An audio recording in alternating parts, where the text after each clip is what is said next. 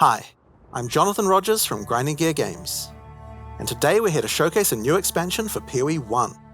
It's certainly been too long since we had one of these. Now, we had some struggles as a studio for a little while there, but we've got our shit together and we're back in action now. Path of Exile Secrets of the Atlas is coming out 1 week from now on the 13th of June, and we're committing right now to a 4-month cycle for both PoE 1 and 2. That means the next PoE 2 League will be in August, and the next PoE 1 League after that will be in October. Twitch drops are enabled on today's livestream, so you'll be able to claim your Skull of Undeath helmet skin by following the instructions below. This Skull of Undeath will track and show your total number of kills, deaths, and your KDR. Just because Path of Exile isn't a first-person shooter doesn't mean this isn't important. Proudly or shamefully, link it to your friends or in global chat to show it off. And with that, let's get to why you're here, Secrets of the Atlas.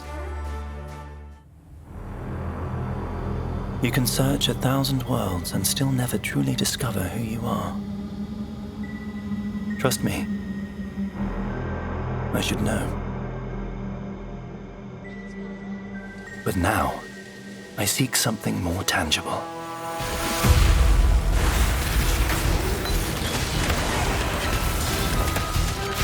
Someone I care for, trapped within the Atlas. Reliving memories.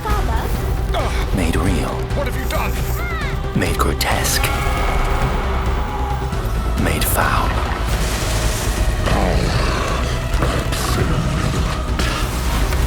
These manifestations must be destroyed.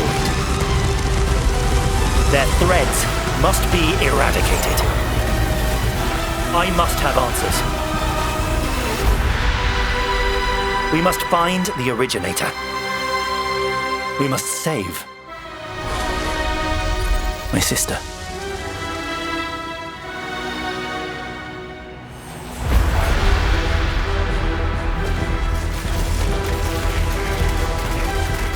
Her power is an illusion made real.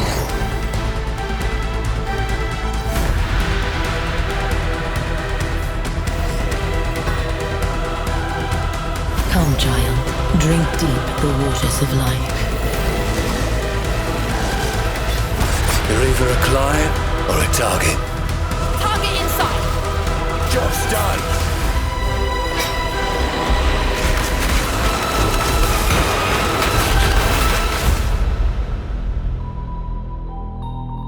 Your sanity is not promised to you here.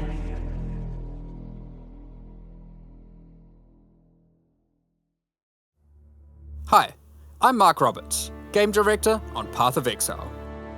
As you just saw from the trailer, there's a lot to show you. Today, we will take you on a deep dive into the new Path of Exile Secrets of the Atlas endgame update. Then, we'll explore the new Challenge League, the Mercenaries of Trathus. After that, we'll cover the integration of gold into PoE 1 and how we're bringing Settlers of Kalgur into the core game. Finally, we have a much-awaited upgrade to Betrayal League and a set of quality of life improvements. Then, we'll wrap up by discussing our Boss Kill race event, showing you our new supporter packs, and ending with a live Q&A session, where Ziggy D will ask Jonathan and I your questions from Twitch chat. In Path of Exile Secrets of the Atlas, strange rifts have begun to appear across the Atlas. Zana has returned, and appears to be trapped within. Partway through the endgame, you will meet Egan, an intelligent man of mysterious heritage. These tears in reality he has discovered are actually threads of memory, distorted and made real by the Atlas. Egan is able to create a link to these memory threads and open portals to them. Working with Egan, you must step through and find Zana, or whatever remains of her. Okay, so that's the story background, but how does this expansion actually work? In the Secrets of the Atlas, the pursuit of Zana with Egon is a new storyline that is introduced in high-tier maps.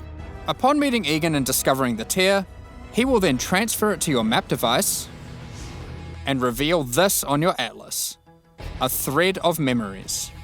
In order to now access each map on the thread, you simply need to talk to Egan when you're ready, and he'll open the areas in sequence. These areas can be fully influenced by your Atlas tree, scarabs, fragments, and everything of the sort. As you work your way along the thread, you will discover that these maps have manifested dangerous threats, influenced by the memories of Zana herself. Monsters here are imbued with memory petals. Defeat them to absorb this power, which can be unleashed as a special ability during combat. Different maps on the thread have different abilities, and these abilities appear on an additional mini skill bar next to your regular skills. For example, Memory of Disbelief will cause all affected monsters to stop dropping equipment items, meaning they can now only drop more valuable items, like currency and maps. Memory of Panic will make all affected monsters revive immediately after death, which means you can get twice as much experience and drops from them.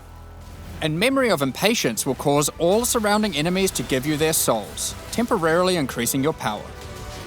As you progress further into the thread of memories, the maps can have more than one memory, and thus you can have more than one powerful ability.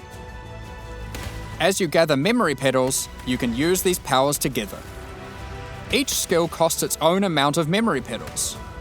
So using the examples above, you can first use Memory of Impatience to become way more powerful, then use Memory of Panic to prepare them to revive when they are slain, then use Memory of Disbelief to cause them to drop better, more valuable items.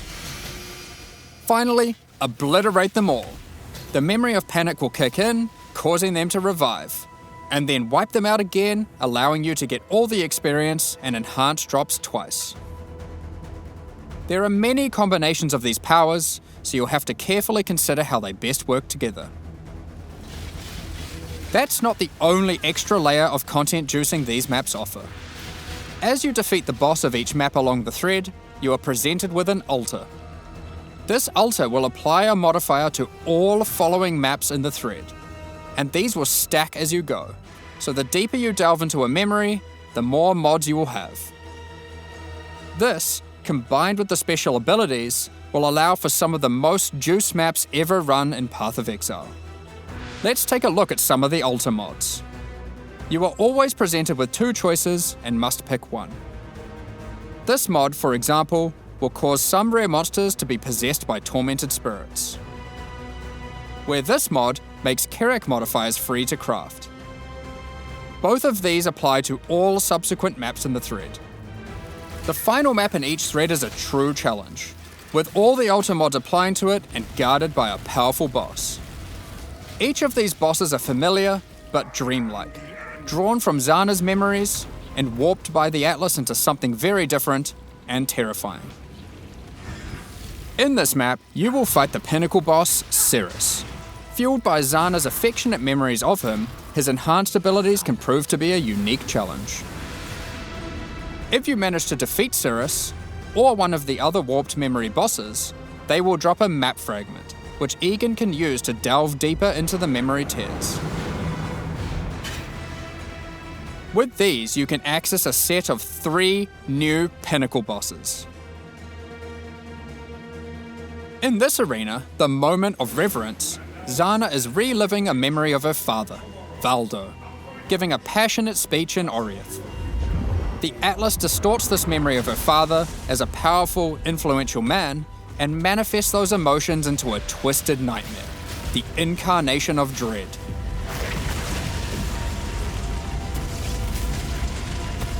Another memory created is the incarnation of neglect and the incarnation of fear. Good luck, exiles. Of course, if you are brave and strong enough to defeat them, each of these new pinnacle bosses have new unique items befitting them. If you slay the incarnation of fear, you might be lucky enough to find the Starcaller unique abyssal axe. We're gonna show this one because it's straight up badass. The Starcaller axe is a weapon that can harness the power of the stars themselves to deal immense damage. What makes it shine, however, is that on melee crit, it casts Starfall, a new skill. With the right build, you can carpet entire areas and wipe out screens of enemies as you rain down the elements upon them. Another item you may find, and this one is my favorite, is the Wine of the Prophet unique flask. It consumes a lot of charges, but every time you use it, you draw a random divination card. This card appears above you and correlates to a powerful buff. If you draw the Escape card, you'll gain increased movement speed. Or maybe you'll draw the Doctor, which will cause you to gain the modifiers of slain rares you kill. Effectively, you can think of this unique as being many other uniques all in one. There are many cards to draw, each with varying degrees of power to grant. Okay, but let's get back to the Atlas. After defeating all 3 new Pinnacle bosses, you'll be able to find new memory-influenced Tier 16 maps. These maps come with the previously mentioned special abilities and monsters infused with memory petals, but can also roll the same modifiers typically found on Tier 17 maps, making them far more rewarding. With all these new memory maps comes a new item mechanic. Items in these maps can drop with memory strands, and will have a random amount up to 100. This does a few things. When you identify the item, it will increase the tiers of modifiers your item has. Generally speaking, the more memory strands, the better the item will be. On top of this, whenever you're crafting that item using currency orbs to replace or add modifiers, such as alterations, chaos, and so forth, it will consume some memory strands to make the crafted mods more powerful. The new Pinnacle bosses also drop new crafting currencies, which can be used to manipulate the amount of memory strands on an item. The Orb of Remembrance will let you add memory strands to any normal equipment. So if you have your perfect base to craft on, and it doesn't already have memory strands, you can add some before crafting it. The Orb of Unraveling will consume all remaining memory strands on an item to randomly upgrade its mod tiers. This orb's effectiveness is based on the number of memory strands it consumes. The Orb of Intention can be used on memory influence maps to reduce item drops, but improve the chance to find items with memory strands. In the process of adding these new currency items, we realized something was missing.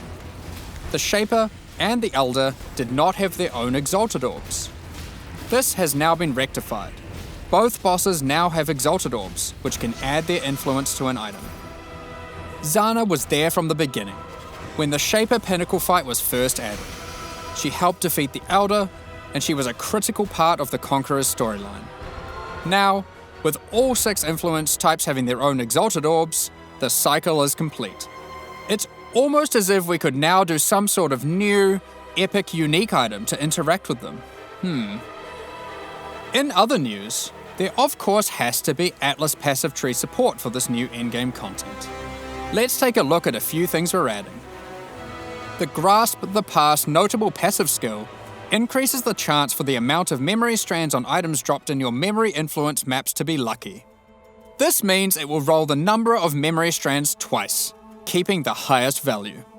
By allocating traumatic experience, remembered kindness, or educated upbringing, you'll decrease the chance of finding memory threads that lead to specific bosses, meaning you'll have better chances at finding the memory threads you would like to run. This is especially useful if you want to target farm a specific boss because of its unique item drops. In sum, the secrets of the Atlas will have you questioning what is real as you attempt to free Zana from warped memories scattered throughout the Atlas. You'll fight new Guardian and Pinnacle bosses tormenting her, find crazy new Pinnacle uniques, combine and unleash memory petal-empowered skills, juice maps to new heights, and craft powerful new items. While we were showing all the juicy rewards from the new endgame system, you might have noticed that a lot of gold was dropping. Let's talk about that. Gold was introduced during the Settlers of Kalgur expansion. It funded the development and operations of King's March, along with various new features such as the currency exchange, the black market,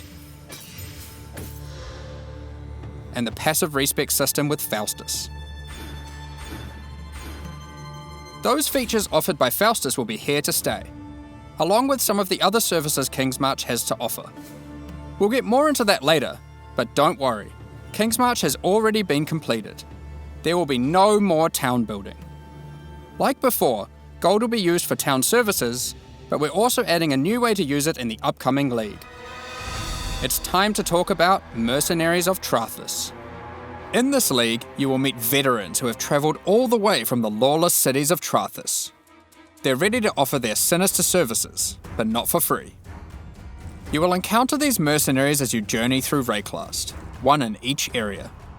They have their own personalities and come with different builds, skills, and items already equipped. After meeting them, as per the Trathan code, they will challenge you to a duel, a test of strength and conviction. Before beginning the duel, you will be offered an overview of the mercenary you've encountered. Here, you can see the gear they have equipped, the skills they employ, and any support effects augmenting those skills. You must now make a choice. You can hire their services, take one of their items, or exile them. If you choose to hire them, for a gold cost, they will accompany you as a skilled combatant to assist you in fighting monsters throughout Rayclast. Once you've decided, you can begin the duel. This is a great opportunity to test them, as you don't want to be out of pocket with a useless rookie. However, they're testing you too. They also don't want to be working for an amateur. So, what items might they be using? Generally speaking, mercenary gear is more powerful than what you'd normally find from defeating monsters, as they've been crafting their items too. They can also come equipped with unique items, those that would make sense for the skills they are using. There are even some new unique items that can only be obtained from defeating them. One such unique is Scornflux. These boots combine agility with the mastery of the arcane. While equipped, increases to cast speed from Arcane Surge also apply to movement speed, which is worth noting is now 20% inherently from Arcane Surge, up from 10. They also grant Arcane Surge when you use a movement skill. This allows for some speedy spellcasters. Sometimes you may meet particularly infamous Trathan mercenaries, bearing the name of their house. These mercenaries descend from the 4 major death trade families in Trathus. They are less common, but have far better items. And they are also the sole source of items with new, infamous modifiers, unseen before in Rayclast, such as these gloves, which convert all of your minions' fire damage to chaos damage. Or this helmet, which causes nearby enemies to take more physical damage as you gain more fortification. If you're not swayed by any of their equipped gear, however, you can always challenge them for the contents of their pockets. If you lose the duel, don't worry. You don't need to give them an item. You aren't bound to Trathan tradition like they are. However, you are bound to Rayclast tradition, so you'll just die. Almost at me. Well, not really. While playing in a party, each player can decide whether or not they want to participate in combat against the mercenary. For each player that opts in, the mercenary gets more difficult. But if they're defeated, each player has a 50% chance to get a random reward, which is usually currency items from the mercenary's pouch. Alternatively, party members that opt out of the fight can spectate and cheer you on. Or they might wish for your demise, so they can pick up that allocated divine waiting off screen. Dead. Good. Let's say you won the duel, like their items, and have decided to hire them. What combat skills do they bring to the table? Each mercenary has an archetype. Here, this mercenary is an Eruptor, which perfectly couples with my slower, more aura-focused Scion. This mercenary is highly aggressive, and will get a lot of benefit from the auras and buffs I provided. When I'm playing a more aggressive character myself though, I'll want a mercenary with a bit more resilience and utility. I've just run into a Striker, who can spawn with Vigilant Strike, and if you're lucky, a very rare golden support that causes the Fortify granted by his Vigilant Strike to apply to me as well. He will also frequently use Enduring Cry, taunting enemies off of me, and operating as a tanky frontline while I blitz off damage from the back. Sometimes when you fight a mercenary, you may notice the skills they're using are different from normal. For example, this sniper is using a Trathan version of Siege Ballista. If you're lucky, you will be able to select it as your reward when challenging them. Then defeat them, and they'll drop the Trathan gem as promised. You can only have one mercenary accompanying you at a time, but up to 3 total in your service. The other 2 will wait patiently in town. Having varied options is useful, as there may be situations where you need specific backup, like a difficult boss fight. Any of your mercenaries you have active, or in your reserves, can have their equipment replaced with items of your choosing. They don't level up, so you will want to be looking out for more skilled and more powerful mercenaries as you advance through the campaign and endgame. If your mercenary falls in combat, you will need to return to town and spend some gold on healing supplies to get them back on their feet. Then perhaps consider giving them some upgrades, if you think it's deserved. I just wanted to clarify, mercenaries do not lose their equipment when defeated. If your merc buddy consistently fails you, you can just dismiss them and find a new, more resilient ally.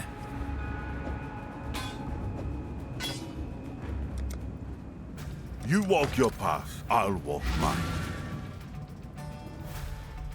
Earlier, I mentioned you could exile mercenaries. If you keep running into a mercenary archetype and you think, man, this guy stinks, their gear is trash and they have no auras, you can then choose to exile them. If you win the duel, they'll be forced to leave with their tail between their legs, and you won't encounter that archetype again for a while. Now, alongside these new Trathan arrivals, we shouldn't forget about the recent Kalgurin ones too. As we mentioned earlier, the Settlers update introduced gold-based respeccing of passive points. You can now do so by talking to a number of NPCs throughout Rayclast, starting with Bestil and Lionized Watch. Black market item gambling, previously just available in Kingsmarch, is now available in each town at the same NPC. This lets you buy randomly generated item bases for gold. Very useful if you're stuck for upgrades or searching for a specific unique. The currency exchange will be returning too. Starting from Lionized Watch in Act 6, you'll be able to find Faustus, who can help facilitate these trades. Now, after almost a year of building, Johan is finally satisfied with the upgrades made to the town, and now its services can be used to their full effect. Kingsmarch is going core, but there will be no more town building. As you start running maps in the endgame, you'll start to find different ore veins, which Kalgurin workers can mine for you.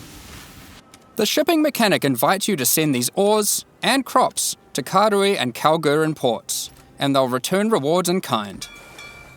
By sending shipments, you'll receive different items, but by sending to Karui ports, you will also receive tattoos, which can be used on your passive tree to change what stats they grant.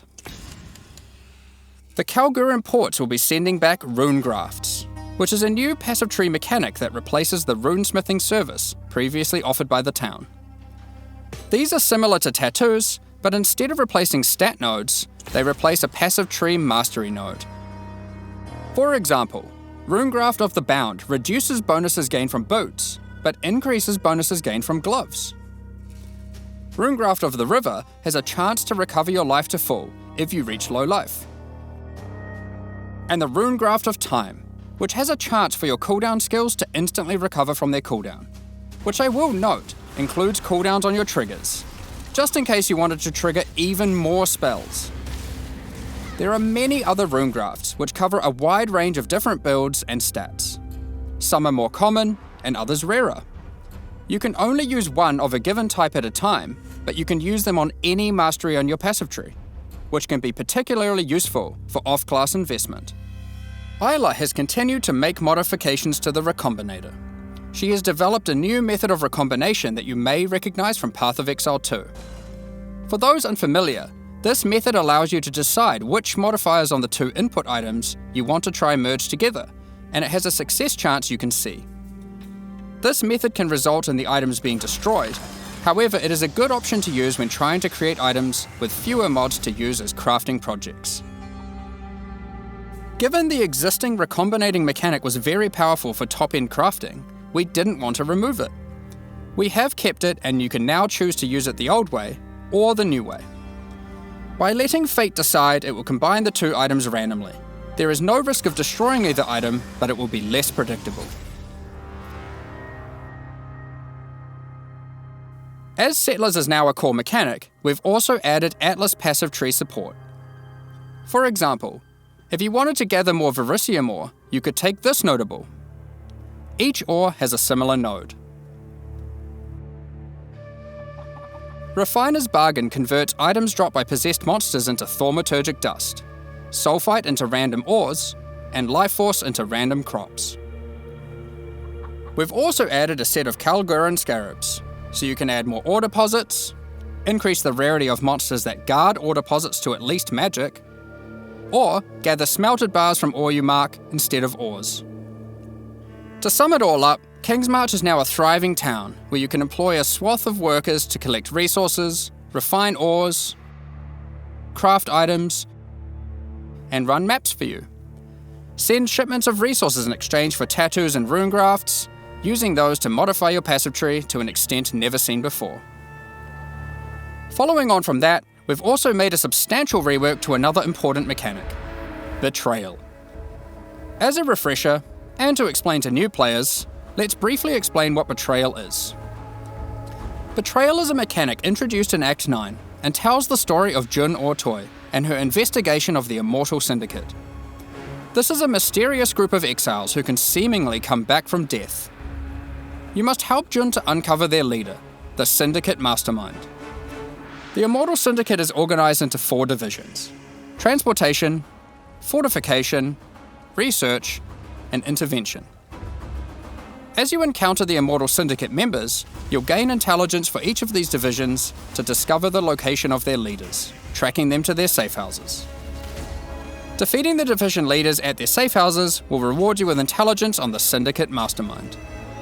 In your journey to track down the Syndicate leader, you'll manipulate the members of the Immortal Syndicate to change divisions, form friendships and rivalries, and even banish them from the Syndicate for a time. Historically, after encountering and defeating the Syndicate Mastermind, the state of the Immortal Syndicate would reset, requiring you to start from the beginning of the investigation again. This has always been a difficult decision for players and can often feel bad. Do you fight the Mastermind for a chance at the special loot, or keep farming the safe houses that you've spent so long setting up? Well, in the Secrets of the Atlas expansion, we've split out the Mastermind to be completely separate from the core mechanic. The boss is now accessible through a new fragment that has a chance to drop from the safe house leaders at high levels. The Mastermind no longer resets the state of the Immortal Syndicate. You can now build your Betrayal board to your liking, optimize it, do Mastermind fights, and reap the rewards without having to lose all your progress every time. The boss fight itself has also been improved, now with significantly fewer immunity phases and new rewards. By the way, if you're a new player to Path of Exile 1, don't worry about all this detail. This content is optional, and you can discover and engage with it at your own pace. The Mastermind still has a chance to drop a Veiled Orb, now renamed to Veiled Exalted Orb. Veiled Chaos Orbs are being re-added to other safe house leaders. In addition, the Mastermind now drops the new All Flame Embers. All Flame Embers are map fragments that replace monster packs in in-game maps with different types of special monsters. These packs have unusual properties, compositions, or rewards. For example, you might use the All Flame Ember of Kulamak, which replaces packs with Syndicate monsters and their leaders, who revive after the map boss has been slain. This might at first sound annoying due to backtracking, but these monsters when revived are far more intense and rewarding. It is our intention with All Flames to provide many different types that combine with other mechanics, multiplying with your existing modifiers in new and interesting ways. Another good example of this is the All Flame Ember of Propagation. When slain, special rare monsters added by this All Flame here will spread their modifiers to other rare monsters in the map. This can be useful when trying to create singular, very powerful, and very rewarding monsters. Something akin to meat sacks, which are making a reinvented comeback with this update too. Another is the All-Flame Ember of Resplendence, which adds monsters that drop no items, but when you slay them, you get buff stacks of increased quantity and rarity to enhance the drops of all other monsters. All-Flame Embers can be placed in your map device like scarabs, and used in conjunction with scarabs to further customize your maps. We're looking forward to seeing which combinations players find to enhance their maps. Perhaps you'll use all scarabs, all flames, or maybe mix and match. It's up to you. The Mastermind's unique items have also been improved. The veiled modifiers generated on these items are now from a custom pool exclusive to those uniques. Bitterbind Point, for example, can now have various Spectre-specific outcomes, such as +1 additional Spectre. Aside from improved rewards from the Mastermind, all the Safehouse rewards have also been rebalanced. We've done a pass on the crafting sprees at the end of many Safehouses. For those who aren't aware how these crafting sprees work, well, it's simple. There's a crafting bench with an item in it and a bunch of currency. There's a limited amount of time, and your only objective is to craft the best item possible before the time ends. One of the problems that the crafting sprees have is that they often require you to have specific items on hand in order to best maximize your result. But how are you supposed to know that beforehand? In order to solve this, most of the crafting sprees now offer pre-generated items. This has also allowed us to add much more powerful crafting options in each spree. Let's take a look at a few examples. In this spree, a randomly generated amulet or ring will be waiting for you. Test your crafting skill or luck with this Reflecting Mist crafting spree, and see if you can create something worthy of Kalandra's praise.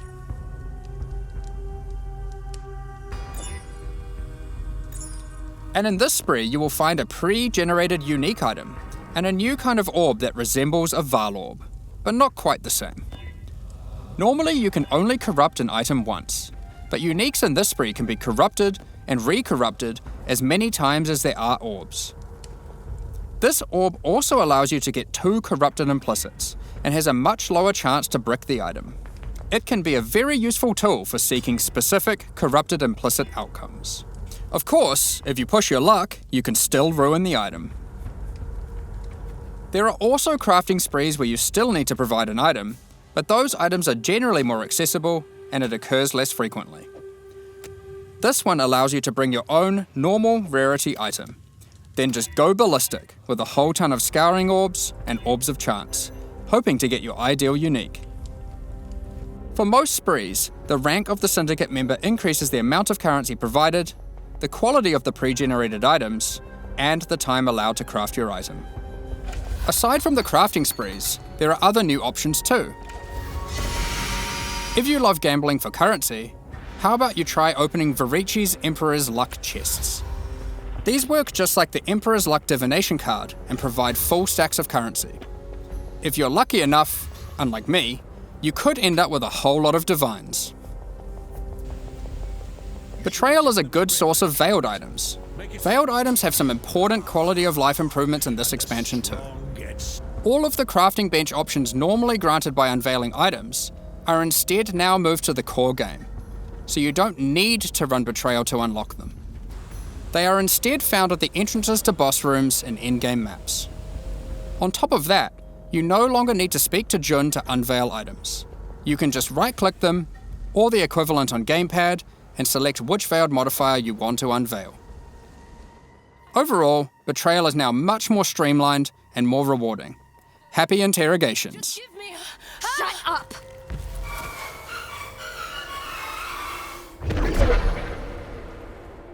Now before we get into our quality of life additions, let's quickly talk about some character balance.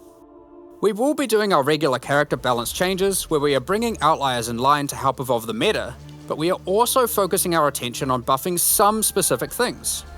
This includes spellcasting supports that specifically enhance self-casting builds, channeled spells, adding new options to the Guardian, Berserker, Elementalist, Saboteur, and Champion Ascendancy classes, which include some favourites from some of the alternate classes from Legacy of Freesia, and buffing a whole bunch of transfigured gems that never really hit the mark. Combined with the new endgame crafting, improved Betrayal crafting options, rune graphs for your passive tree, new pinnacle unique items, new modifiers and Trathan gems from the mercenaries, and of course the mercenaries themselves to act as an extension to your character, it's safe to say there's a lot of new character options and builds to think about. Instead of delving into all of these in more detail, we figured we'd just let you absorb them through the patch notes so you can do it at your own pace. In the Secrets of the Atlas expansion, we've also added a lot of the quality of life features that we know you've all been asking for. A lot of these have already been posted, but let's take a look now in case you missed any. You can now pause the game at any time by pressing escape to open the menu, or by opening any full-screen interface, like the passive tree. You'll also be paused if any lag is detected or if you disconnect. It's worth noting that in certain Pinnacle arenas, a debuff will be applied to you that prevents you from pausing. We're also making a change to how you use currency items on strongboxes and monsters imprisoned in essences. Based on the currency in your inventory and the state of the strongbox, these buttons will appear. Valuable currency like divine orbs have been excluded from this as it would often be wasteful to use in this context. The same applies to essences with the remnant of corruption currency. Orbs of Horizon have been updated. They can now reroll your Elder and Conqueror Guardian maps. Doing so will reroll the base map and the Guardian of that map. The map device now has a small additional inventory. This is particularly useful if you're rolling many maps to run in sequence, or if you want to use varying amounts of scarabs or other map fragments. During breach encounters, all the splinters will be automatically collected and dropped at the end of the breach. On gamepads, we have separated the targeting of monsters and non-monsters, so you are able to target them independently. This removes a bunch of frustration when you are trying to interact with objects in the world and monsters are nearby. You no longer have to kill all of them first. Vendor windows will now remember your last search. This is remembered until you log out and is remembered on a per NPC basis. The amount of characters you can type in the search field has also been increased. When using currency items, after right-clicking them, it will highlight all other items which that currency can be used on. There are many other quality of life improvements, so keep an eye on the patch notes after this livestream concludes. Alongside the launch of Secrets of the Atlas, we are hosting a competitive event where players will race to be the first to kill the new Pinnacle bosses. The event will take place in the hardcore, solo self-found Mercenaries of Trathis League. We have some interesting prizes in store for the winners. Keep an eye on the news in the lead up to launch for more details about how the event will work and what its prizes are. Next up, we're going to be talking about our new League supporter packs.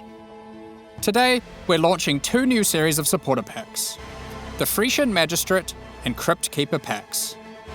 Each tier contains the pack's full face value in points, alongside several exclusive microtransactions.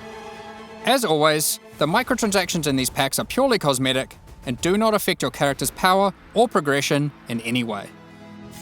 The Frisian Magistrate series of supporter packs contains 6 exclusive microtransactions. The Frisian Magistrate character effect will bind your character in thorny vines and roses. You can select which parts of the character you want to have covered, either your entire body, your lower body, or your upper body. As you approach waypoints, it will emit leaves and golden petals towards it. When activating the waypoint, it will create a burst around you. Envelop your weapon in thorny vines and golden flora with the Frisian Magistrate weapon effect. Your weapon will also create a trail to match as you swing, and even comes with its own hit effect when slaying enemies. You are the law while wearing the armour of the powerful Frisian Grand Magistrate. The Spider Blossom pet activates its defense mechanism, disguising it as an elegant flower when near rare or unique enemies. The Frisian Imperial Magistrate back attachment comes in 2 forms. Equip either the Tombstone variant, which will leave tombstones in your honour when you meet your demise, or equip the Cape variant to cause the corpses of slain enemies to become enveloped in rose-thorn vines and blossom with golden flowers. Keep track of how well, or poorly, your ultimatums with the Trial Master have gone with the Trials of Chaos hideout decoration. It will keep track of the total number of waves completed, the total number of ultimatums succeeded, or even failed. On top of that, it will track the total number of times you've defeated the Trial Master himself. The Crypt Keeper Pack series also contains 6 exclusive microtransactions.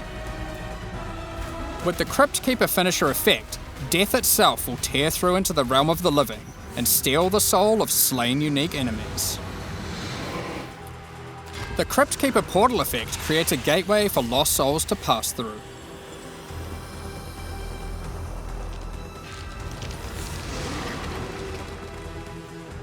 Become the true master of the undead by wearing the hallowed Crypt Keeper armor set. It comes with a more armored helmet variant and a creepy mask with a spectral hood. Looking to have some fun during idle time in your hideout? The Burrowing Bramble Bash hideout decoration will test your reaction speed as you try to whack as many Devourer heads as possible in the shortest time. It also comes with a scoreboard, so you can try to set new records to show off to your friends or just visitors coming to trade. Equip yourself with the Ghostly Dead as you ride the line between the living and the dead with the Sacred Crypt Keeper back attachment. The Sacred Archives map device resembles a magical library with the works of scholars that come to life when you open a map. This map device tracks how many of each core league you've completed in in-game maps. These packs are now available for purchase on both PC and console, and will remain so during Path of Exile Mercenaries of Trathus. Additionally, any microtransactions from these supporter packs will be made available for use in Path of Exile 2. Meanwhile, the Paladin and Penance packs leave the store forever at the launch of the Mercenaries of Trathus League, so now's your last chance to purchase them. Additionally, the Dawn of the Hunt mystery box will be made available for Path of Exile 1. If you have already unlocked any microtransactions from this box in Path of Exile 2, you will of course immediately have access to them in Path of Exile 1. Thank you so much for your ongoing support.